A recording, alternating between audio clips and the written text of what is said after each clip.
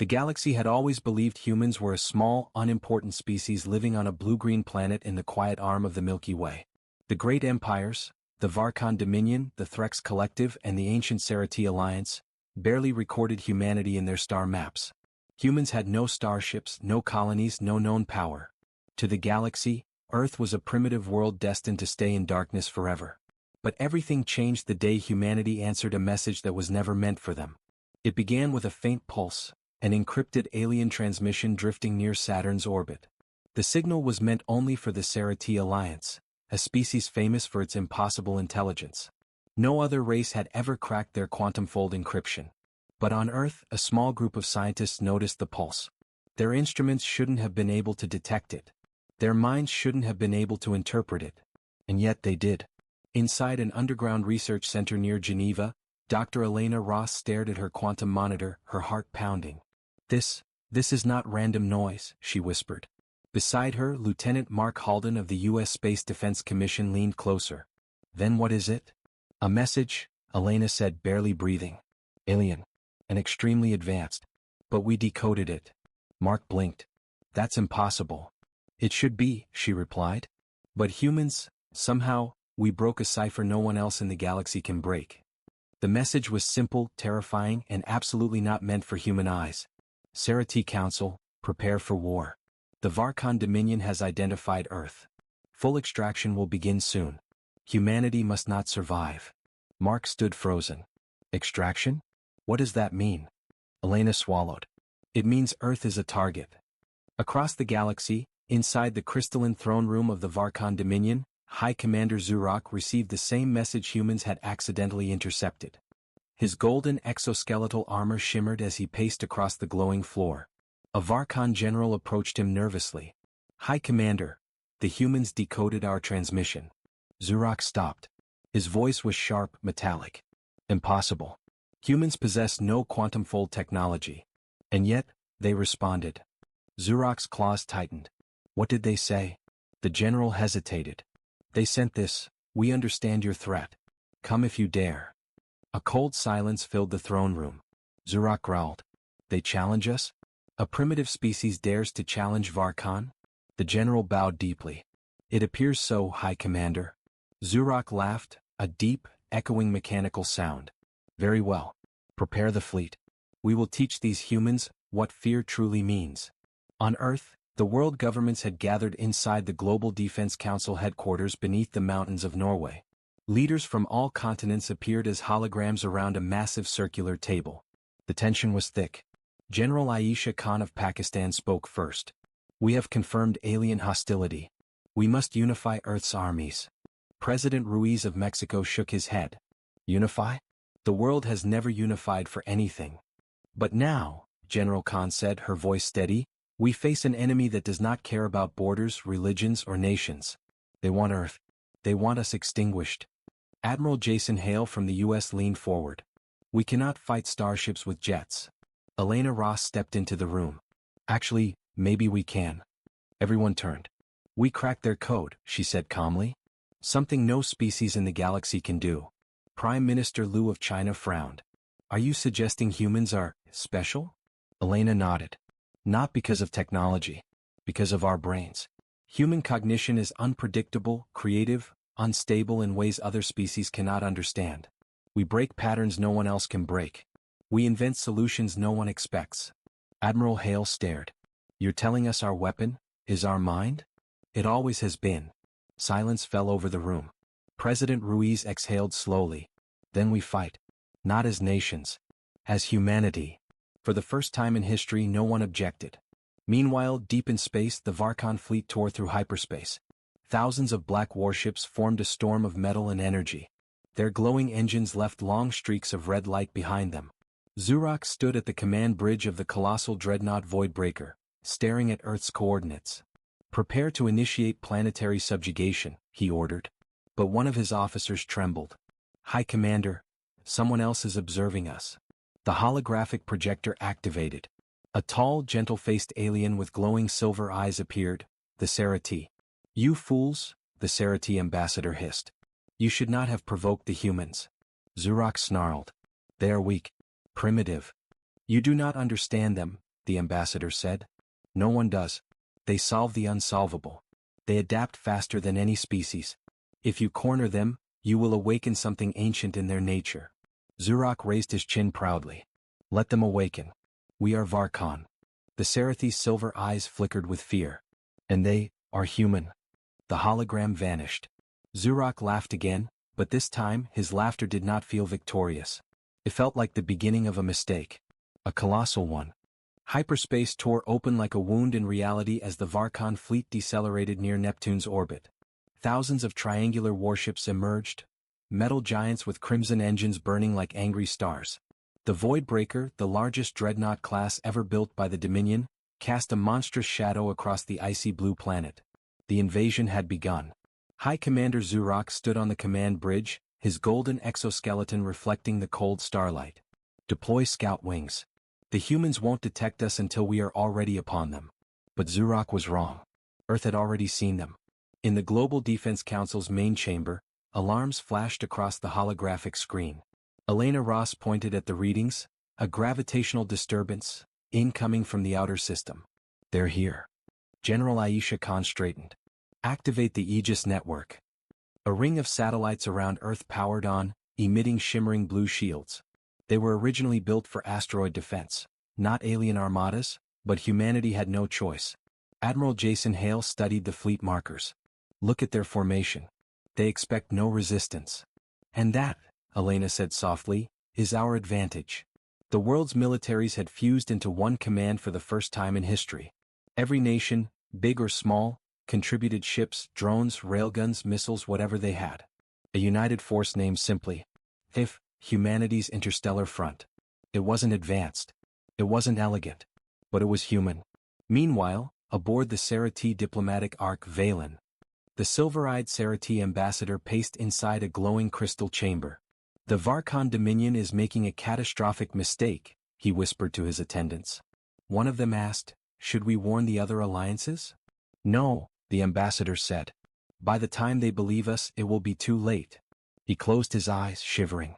The humans will show them something the galaxy has forgotten, something even we fear. Back at Earth, the first wave hits. The Varkon scout fighters streaked toward Earth, confident, arrogant, and silent. They expected Earth to panic. They expected humans to run, hide, surrender. But instead, every nation lit up. Missile trails arched into the sky. Railgun platforms thundered from bunkers. Jet fighters launched from carriers. Drones filled the atmosphere like a storm. The first alien scout squadron entered Earth's upper atmosphere, and immediately took fire from 50 different nations. Explosions lit the sky. Alien pilots screamed through comms. Commander, this world is armed. They are coordinating, impossible. They're targeting our weak spots. How? In moments, 11 Varkon scouts went down. Zurok slammed a fist into his command table. Primitive weapons should not penetrate Varkon shields. But they had. Humans had aimed with impossible precision. Zurok whispered, how are they doing this? Earth fights back. Inside the GDC war room, Elena analyzed the battle. Their shields modulate. Our computers can't track the modulation patterns. General Khan asked, then how are our weapons landing? Elena hesitated. Because humans can guess. Guess. Hale repeated. Yes, she said. Our pilots are making unconscious predictions. Random yet accurate estimations. No alien species does this. Their thinking is rigid, logical, predictable. Humans aren't. The room fell silent. Earth was winning the opening seconds through something the galaxy considered a flaw, human chaos. On the front lines, Captain Aidan Locke, piloting an experimental human fighter, streaked through the sky. His voice shook with adrenaline. This is Eagle One engaging hostiles. His fighter narrowly dodged a scarlet plasma beam. He banked hard, diving straight toward a Varkon scout. His co-pilot Sam cried, Aidan, what are you doing? Its shields haven't dropped.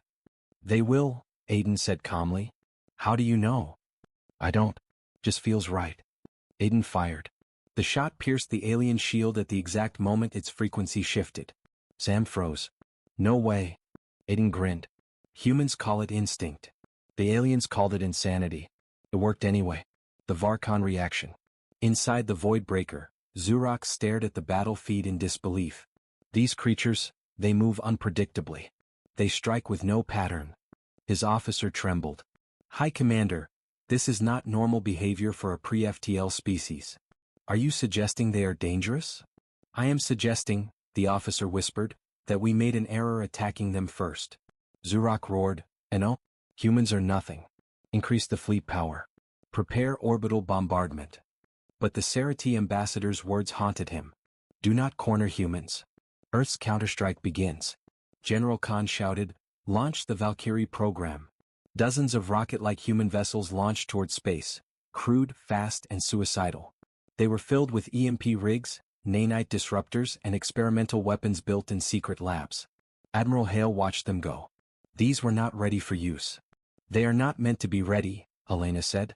They are meant to be surprising. The Valkyries slammed into the Varkon formation, detonating in blinding bursts. Alien shields collapsed across the field. Several Varkon warships went offline.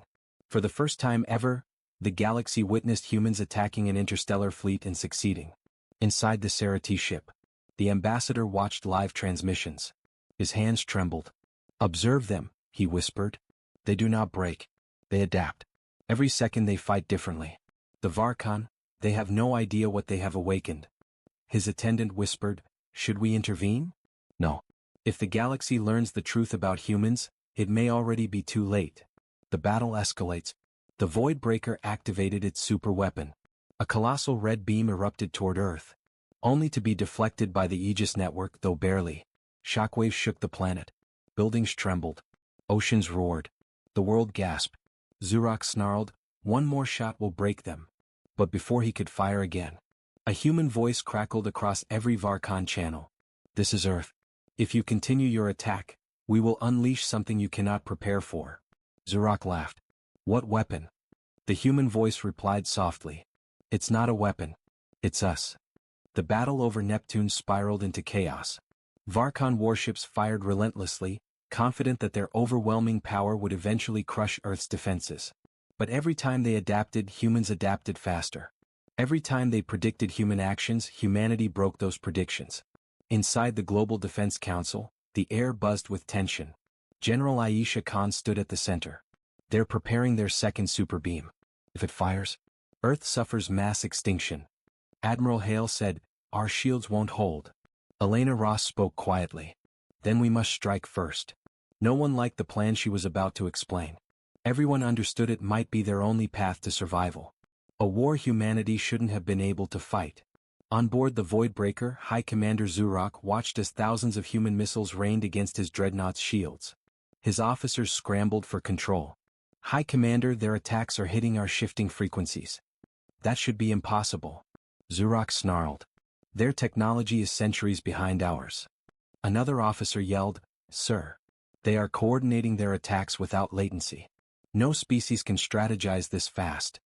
Zurak glared at the battle feed. Humans were not strategizing with perfect timing. Humans were improvising. And improvisation beat logic. Listen to their soldiers, Zurak growled, playing a captured human comm feed. A pilot shouted over static. We lost formation, improvise. Another replied, copy that. I'll go left, maybe right, whatever works. A third voice laughed, let's confuse them to death. The alien bridge officers stared in horror. Their tactics made no sense. No sense at all. And that was the problem. Earth's desperate strike plan. Elena spoke as the holographic display shifted to the Voidbreaker's layout. We can't defeat their flagship with weapon power. But we can overload its energy core. Hale frowned. We don't have tech to bypass their armor. Correct, Elena said. But our soldiers do something no other species does. They perform operations in environments that logic would say are certain death. General Khan realized what she meant. A boarding operation. Hale's eyes widened. Are you insane? Their ship is the size of a city. Our troops wouldn't last seconds. Elena stared at him. That's the thing. Humans don't need to last long. They only need to get inside. The room fell silent. Then President Ruiz nodded. Send them. The boarding team, Wolf Unit. Captain Aiden Locke and his squad flew toward the Voidbreaker in a stealth shuttle. Plasma fire streaked around them. His co-pilot, Sam, swore loudly. We're gonna die before we even get close. Aiden grinned. Not if we do something stupid. Sam blinked. What stupid thing? Aiden flipped the shuttle upside down to avoid a plasma beam. Sam screamed. That kind of stupid? Relax, Aiden said. Humans are good at impossible things. The shuttle pierced the dreadnought's armor by crashing through its hangar bay shield, something no Varkon pilot would ever attempt. Because it was insane. Because it shouldn't work. It worked perfectly. Varkon soldiers scrambled in shock as Wolf units stormed out, guns blazing, shouting like lunatics. Aiden yelled to his team, "Objective is the energy core. Move, move, move." Inside the dreadnought, Zurok watched the footage stunned. A handful of humans boarded my flagship? His officer nodded nervously. Yes, High Commander. And they used, what did you call it? A crash landing maneuver. Zurok slammed his fist down. That is not a maneuver. That is stupidity. Yes, sir. But it worked. Yes, sir. Zurok wanted to tear his armor off. These humans, he growled, are maniacs. Wolf unit advances. Wolf unit fought through twisting metallic corridors. The ship groaned with energy pulses. Varkon soldiers fired plasma bursts that seared the air. Private Vega shouted, "This place is a maze." Aiden pointed forward. Humans evolved in chaos. Use it. Don't think, act. The squad moved with brutal efficiency. Not precise. Not elegant. But unstoppable. They reached a giant chamber glowing with crimson light, the energy core. Sam gasped. That thing powers the whole ship? Aiden lifted a pack of quantum disruptors. Yup. And we're gonna break it. A deep mechanical voice echoed around them. So. Zurok stepped into the chamber, towering 3 meters tall. His golden armor gleamed like burning metal. These are the humans who think they can defeat a war titan? Aiden raised his weapon. We don't think. We try. Zurok laughed. You are primitive. Aiden smirked. You talk too much. The battle began. Human versus Varkon. Zurok charged with terrifying speed. His arm blade sliced through the air. Aiden dodged barely. Wolf unit opened fire, but Zurok's armor repelled the bullets. Vega shouted, "Nothing's hurting him." Aiden yelled, "Then stop trying to fight like aliens." Sam blinked. Meaning? Aiden grabbed a loose power cable and swung it like a whip. Electricity surged. He struck Zurok directly in the visor. Zurok roared in shock. Aiden shouted, "Fight like humans." Wolf units switched to improvised tactics, throwing debris, flipping crates, using the environment. Humans fought unpredictably. Aliens fought predictably. And unpredictability overwhelmed logic. Aiden jammed the disruptor pack onto the core. Sparks erupted. Zurok screamed, "And oh, if that detonates, you die as well." Aiden smiled. Maybe. Maybe not. Humans don't care about the odds. The core began to overload. Sam yelled, "Captain." 5 seconds. Aiden grabbed his comm. "Elena, core is destabilizing. Fire everything you have." Her voice came through softly. "Understood. Goodbye, Captain." Aiden replied, "Don't say goodbye. Say, see if we survive." Earth fires the final shot. The Aegis network redirected every last bit of stored energy. Thousands of missiles launched. Railguns fired at maximum capacity. A single unified strike hit the void breaker. Inside, Wolf unit dove for cover as the ship shook violently. Zurok screamed in rage. And the energy core erupted like a dying star. The center of the Varkon fleet exploded. Fire. Light. Silence. Humanity had just destroyed an unstoppable flagship. The galaxy felt the shockwave. The explosion of the void breaker rippled through space like a newborn supernova. Alien fleets across nearby systems detected the shockwave and immediately went silent, unable to comprehend how a pre-FTL species had destroyed the flagship of one of the galaxy's most feared empires. On Earth, the Global Defense Council watched the data feeds in complete silence.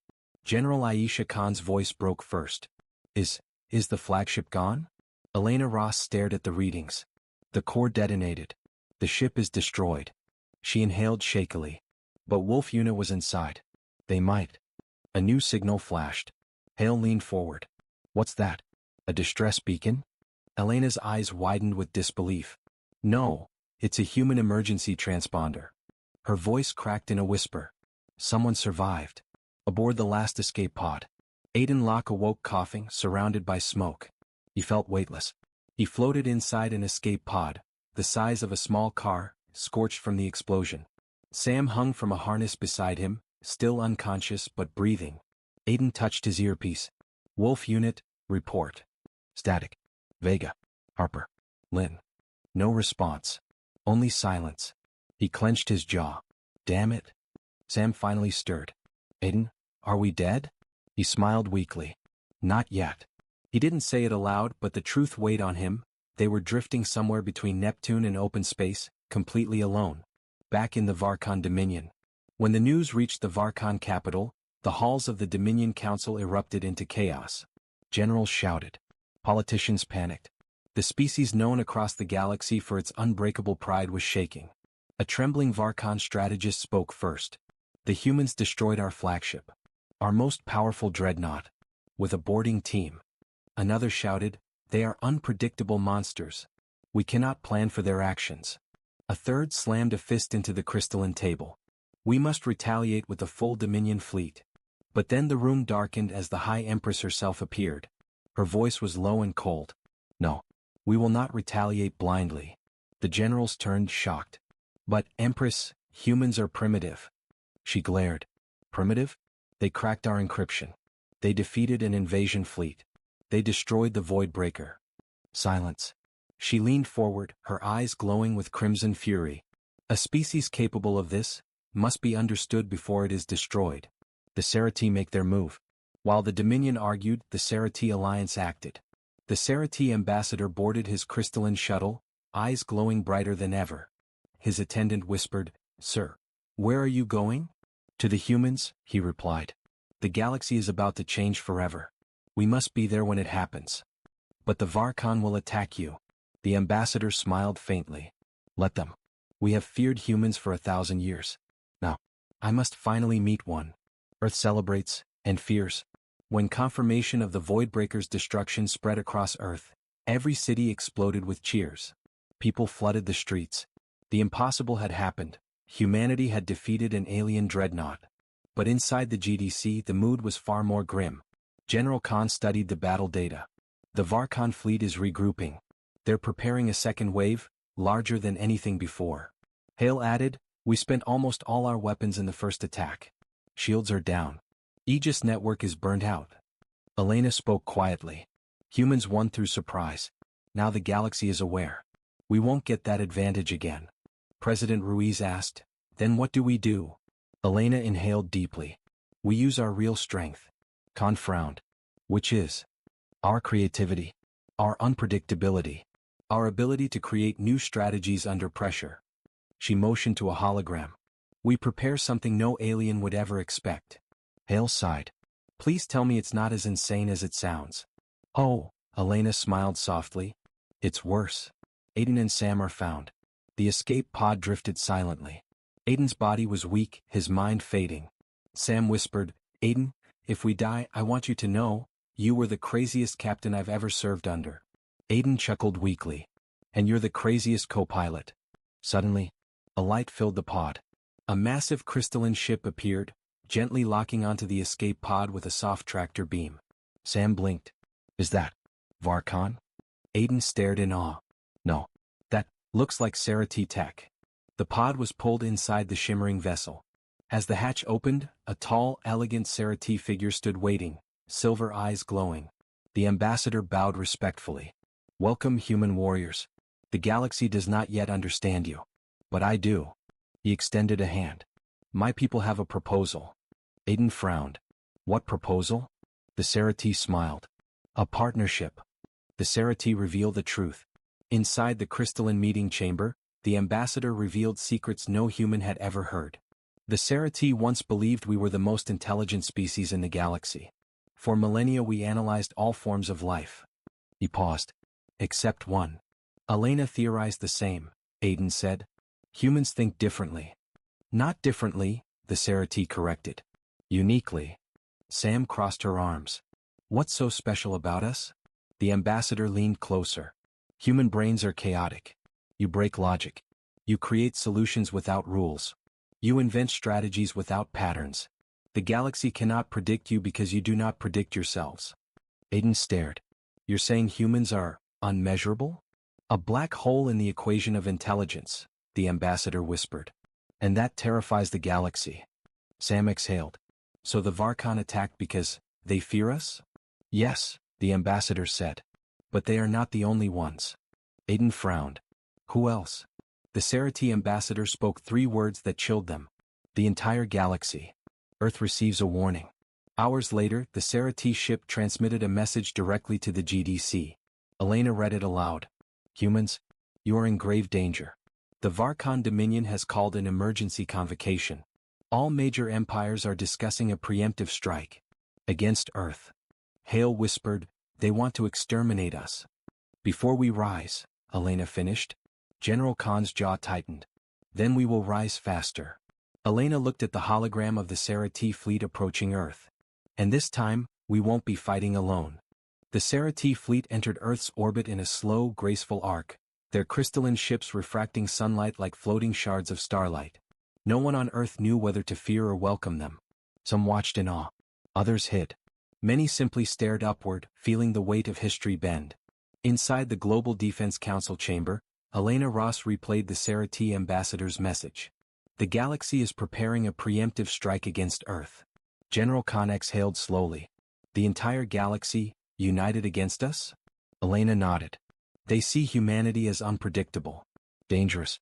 A species capable of outsmarting any pattern. They think we're a threat to cosmic stability. Admiral Hale muttered, we can't fight the galaxy. We couldn't even fight the first Varkan wave without nearly dying. Elena turned toward the main screen as a new signal appeared. It seems, we won't have to fight alone. The door slid open. A hologram of the Serati ambassador materialized in the chamber. Humans, he said calmly. I come with truth. And with an offer. The Serati Alliance speaks. Elena stepped forward. Why help us? Your people stayed out of the war for centuries. The Serati ambassador tilted his head. We observe. We analyze. And after what we witnessed, we can no longer remain silent. General Khan narrowed her eyes. You fear us as well. The ambassador nodded. Yes. But unlike others, we understand the value of fear. His silver eyes glowed softly. You humans are not a threat because of your weapons. You are a threat because of your minds. Chaos. Creativity. Emotion. These things break every intelligent model in the galaxy. Hale frowned. You're saying we're unpredictable errors? No, the Serati replied. You are something new. Something the galaxy has never seen. Something that cannot be categorized. Elena whispered, evolution. Yes, the ambassador said. You are evolution incarnate. A species capable of change faster than any simulation. Khan's voice hardened. And because of that, the galaxy wants us gone? The ambassador nodded. Before you rise. Before you become something greater than any empire. Hale sighed. So what now? You warn us, then what? Leave us to die. A soft smile appeared on the ambassador's face. No. We offer a pact. The impossible alliance. The Serati hologram projected a map of the galaxy. Dozens of empires glowed red, hostile. Earth glowed blue, isolated. We cannot defeat the United Empires alone, the ambassador said. But we can help you create what they fear most. Elena frowned. Which is? A human-led coalition. President Ruiz leaned forward. Coalition? With who? We have no allies. Not yet, the ambassador said. But many species suffer under the Dominion and other powers. They would join if you provide inspiration, strength, and a plan. General Khan nodded. You want humanity to build a rebellion? A revolution, the ambassador corrected. One fueled not by technology but by the human mind. Hale stared. You're talking about starting a galactic war. The Serati smiled faintly. A war has already begun. The galaxy convenes. Far across the stars, in the neutral system of Thaler, representatives from 23 major empires gathered inside a colossal ring-shaped station. Panic filled the hall. The Varkan envoy slammed a fist onto the crystalline table. Humans destroyed our flagship. They must be erased before they evolve further. A Threx swarm leader hissed. Their strategies defy prediction. Our entire tactical library collapsed when analyzing their combat patterns. A reptilian Zevran diplomat growled. They improvised an attack that should have mathematically failed. The room grew loud with fear and anger. Finally, the Varkan Empress rose. The solution is simple. Exterminate Earth entirely. Burn humanity out of the galaxy before they become a second Serati. A voice spoke from the back. That may already be too late. Every representative turned to see a Sarati observer standing in the shadows. The Sarati bowed slightly. Humans have allies. Chaos erupted. The meeting dissolved into shouting. The galaxy began preparing fleets. On Earth, the plan no alien expected. Elena, Khan, Hale, and the Sarati ambassador stood inside a hollow projection sphere. Elena pointed at a glowing model of Earth's system. We can't win through force. We win by using their expectations against them.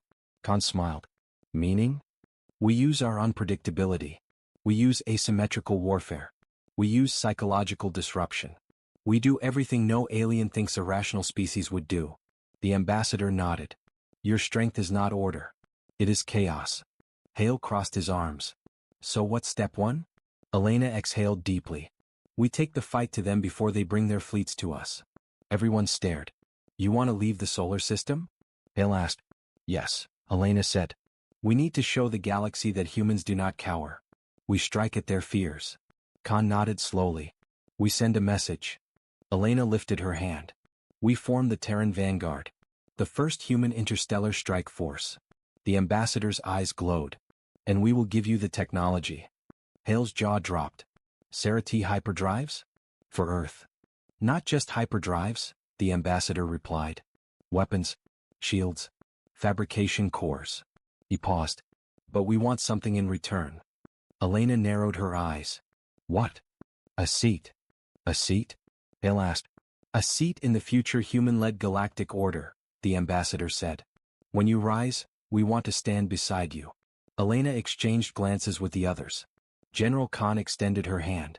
Then let's rise together. A message to the galaxy. Hours later, every major planet received a single broadcast. Unexpected, untraceable, unmistakably human. Aiden Locke appeared on screen, alive, bruised, but standing tall. This is Captain Aiden Locke of Earth.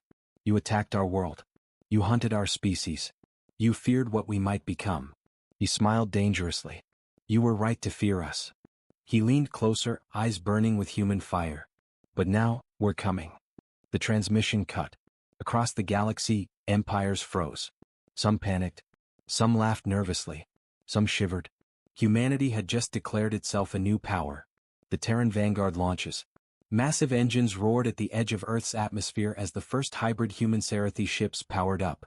Soldiers gathered. Scientists cheered. Families cried and waved.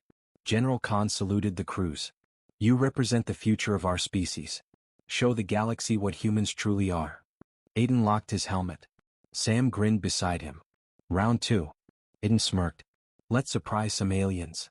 The ships rose into the dark, leaving Earth behind. Humanity was no longer hiding. Humanity was rising. And the galaxy had no idea what was coming next. The galaxy held its breath. The human coalition fleet, once dismissed as a primitive scatter of metal, now hovered above the ruins of Heliox Prime. Smoke curled through the shattered atmosphere. Broken warships drifted like ghosts across the cold void. And in the center of it all, Admiral Reza Khan stood on the bridge of the Horizon Spear, staring into the endless starfields ahead. Humanity had won the impossible battle. But the final test had not yet arrived. Because the galaxy was not simply watching.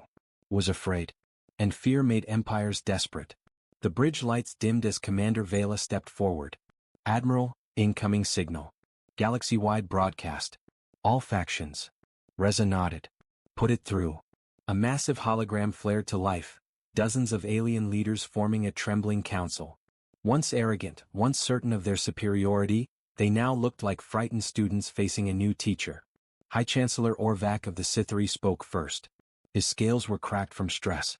Humans, he hissed softly, you have displayed abilities beyond prediction. Strategic unpredictability. Emotional resilience. Psychological adaptability. Such characteristics threaten the galactic order. General Thrax of the Dravik slammed a fist spike onto his console. Your kind should have fallen, he roared. Your weak world should have burned. Yet every strike against you only made you more dangerous. A soft metallic whisper followed as the AI collective representative materialized. Your species evolves under pressure. You improved faster than any simulation projected. Earth's survival probability was 0.02%. Yet you surpassed all calculations. This anomaly is unacceptable. Every alien turned to look at Reza. In their eyes burned the same truth. Humans terrified them. Admiral Reza stepped forward, calm as deep water. "Let me be clear," he said. "Earth never wanted war. We defended ourselves. Every battle you forced on us made us what we are now." His voice echoed through the chamber, steady, controlled, and unbreakable. "You hunted us, and we survived. Not because we were stronger, but because we were human." A murmur spread through the alien council. Confusion, fear, frustration. Ambassador Rinala of the Hellion Veil leaned forward. "And what do humans want now?" she asked softly. Reza's answer was simple. "Balance." The aliens stiffened. No demand for planets. No demand for tribute. No demand for their surrender. Just a balance, something the galaxy had never known. "And if we refuse?" the Dravik general growled. Reza turned toward him, eyes sharp as a blade. "Then you'll face the same thing that every invader of Earth has faced." He raised his hand. A new hologram flickered into existence. Earth, blue, burning with potential, surrounded by a golden sphere of evolving quantum energy signatures. The human catalyst weapon newly awakened. A weapon powered not by minerals, but by the human mind's adaptive capability. Several alien leaders recoiled. "That thing," the Sithri Chancellor stuttered. "It changes in response to threats, reorganizes its physics, it's—" "Yes," Commander Vela said. "A weapon no one expected." Before the council could answer, an alarm blared across the horizon sphere. "Admiral," the sensor officer shouted. Massive gravitational spikes, multiple sectors blinking out. A massive shadow appeared behind the alien council's hologram. Reza's eyes widened. It was not a ship. It was an entire living megastructure rising from dark space, unseen for millennia, an ancient predator of the galaxy. The Voke Dominion. The species older than every empire. The species the galaxy believed extinct. The species that once culled civilizations like crops. And now, awakened by the chaos of war, it was hungry again. The alien council panicked. They were myth.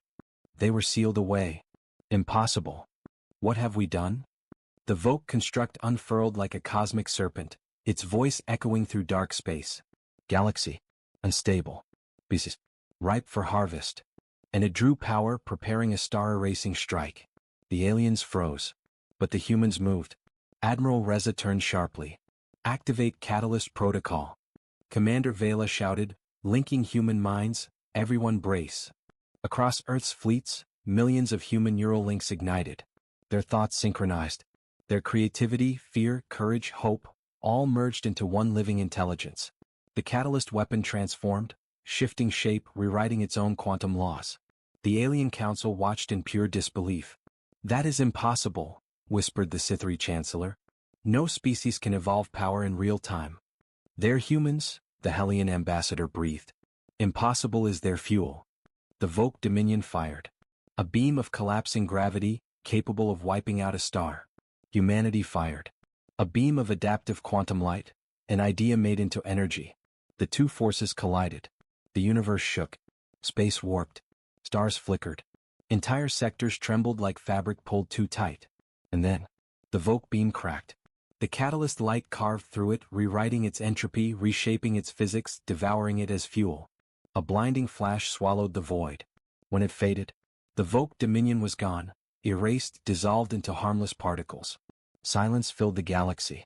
For a long moment, no one spoke. Then the Dravik general whispered, "Humans saved us." The AI collective added, "Your unpredictability has preserved the galaxy." Reza faced them once more. "Remember this moment," he said. "Humanity rises when pushed. But we don't rise alone. Today the galaxy stands, because Earth stood first." Slowly, every alien leader bowed their head. Not in fear. In respect. Months later the Galactic Council reformed. This time with humanity at its center. The first human to address the new united galaxy was not a politician or warrior, but a scientist from Earth who simply said, "We're not here to rule. We're here to grow, together." And the galaxy listened. Because humans had shown something no weapon could mimic.